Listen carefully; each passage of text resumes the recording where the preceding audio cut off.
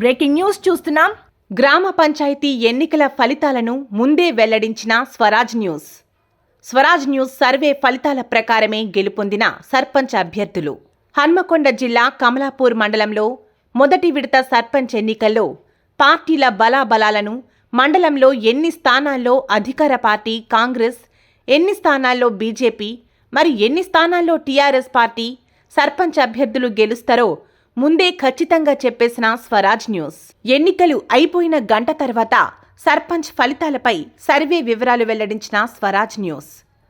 Swaraj news చెప్పినట్లు మండలంలో BRS party మొదటి స్థానంలో 8 స్థానాల్లో గెలుస్తుందని, రెండవ స్థానంలో బీజేపీ 7 చోట్ల గెలుపొందుతుందని, అధికార పార్టీ కాంగ్రెస్ 3వ స్థానానికి పడిపోయిందని, కేవలం 5 చోట్లనే గెలిచే అవకాశం ఉందని, స్వతంత్ర అభ్యర్థులు 3 చోట్ల గెలుపొందుతారని ముందే చెప్పిన స్వరాజ్ న్యూస్ ఫలితాలు.